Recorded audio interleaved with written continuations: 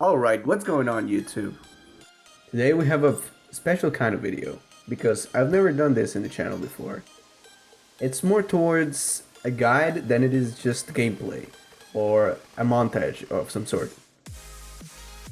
So the topic is really important because I haven't really seen it covered before by other people, but I think I can add on the topic.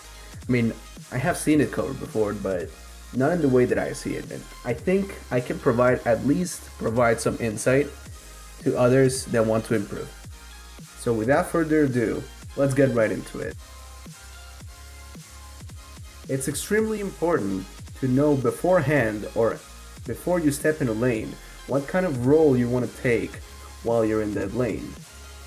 By this, I mean there's a couple of factors that help us determine which role is the safest for the champion or our playstyle in order to make the most out of our lane.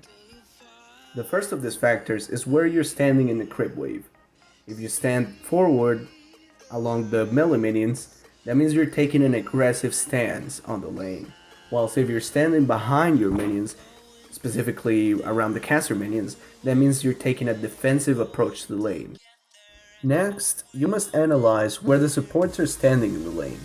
Sometimes, especially a lower elo, if your support is standing too far back and he's playing an aggressive support that's supposed to make a difference immediately in the lane, it's extremely difficult to fulfill the role that you want to have in that lane. So you must adapt to where your support is standing. But the same thing goes to the enemy support. If, say for example, the enemy support is a Brand and you're playing Caitlyn, you'd love to poke the enemy AD as much as you can.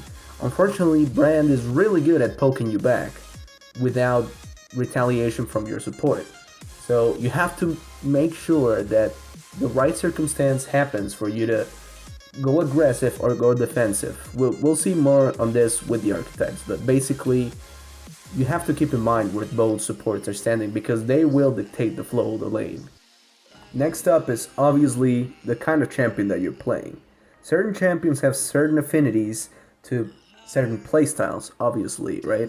So you want to make sure that you make the most out of your champion, but sometimes it is not possible to play that champion exactly for the role that it was designed. And you kind of have to fall back in case, I don't know, you get killed or something. Say, for example, you're playing Lucian, right? Lucian is a really good lane bully. Unfortunately, if Lucian falls a little bit behind during the lane, he won't have that incredible burst that we know from him. So if you get killed once, for example, you might as well just farm it out and make it to the mid game where you really spike and then shine on teamfights, for example. This next and final point shouldn't really be a topic because if you're playing solo queue or dynamic queue, you really should have people that are around your skill level. So skill shouldn't really be an issue.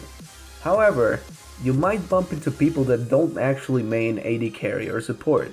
So if you know that you can take advantage of the positioning or the mistakes they're making during the lane, of course you have to take advantage of it, which is where the skill part comes in. But in a vacuum where you play, I don't know, against yourself, for example, the skill part should not be that big of a deal. Okay, so let's do a little recap of what we have so far. First, you have to keep in mind your position in the creep wave to determine how aggressive or how defensive you're playing your lane. Then after that, you have to measure the support's positioning in order to know the ranges in which you can do stuff. After that, you have to keep in mind what your enemy champion, your support, and the enemy support, and your champion can and will do during the lane in order to gauge ranges and stuff. So keeping this in mind, we can extrapolate 3 different archetypes that govern the bottom lane. As far as AD carry goes. These are the poker, the bully, and the farmer. The poker is in complete control of the lane until they get hard engaged. As long as they can control the lane and hold their opponents in a safe spot so that they don't eventually get engaged, they should be able to face roll a CS advantage at least. His job is basically to make sure that once the creep wave hits the enemy AD's tower, because you're pushing so hard, you poke them constantly so that if they want to engage on you, it's impossible for them to do it.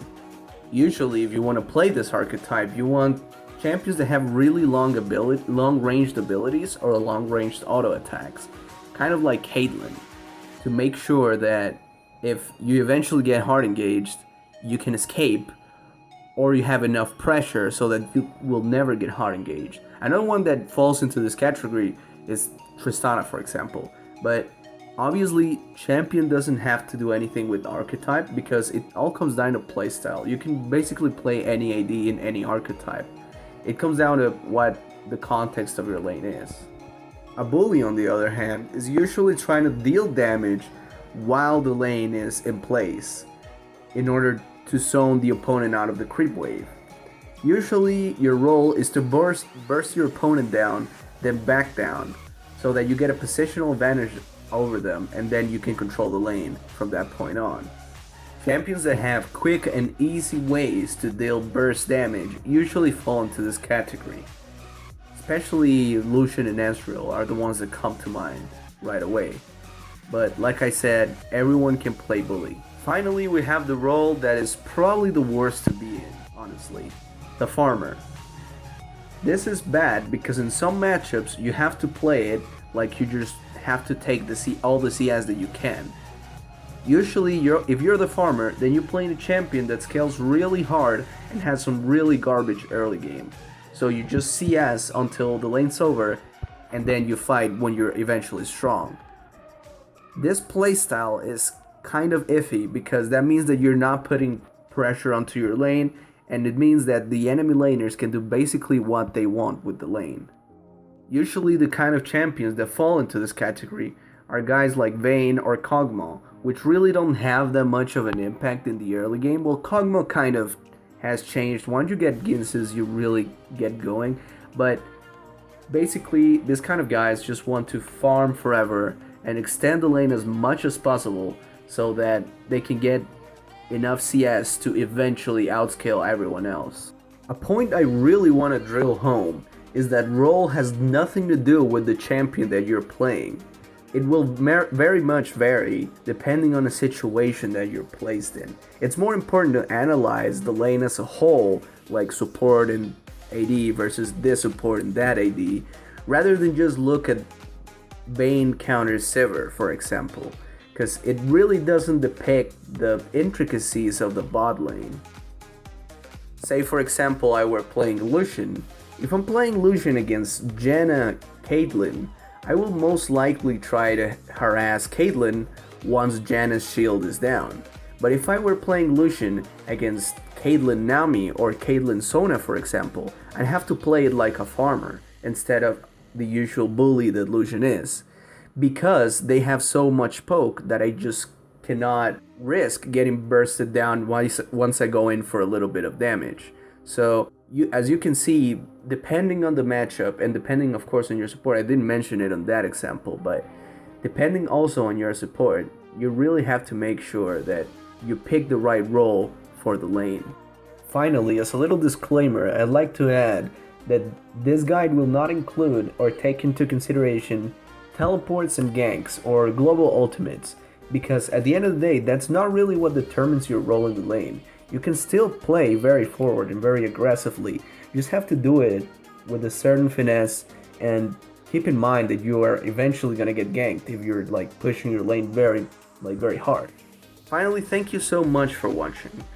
I really want to keep posting guides like this, but it kind of really depends on if they take off once I, start putting them out regularly.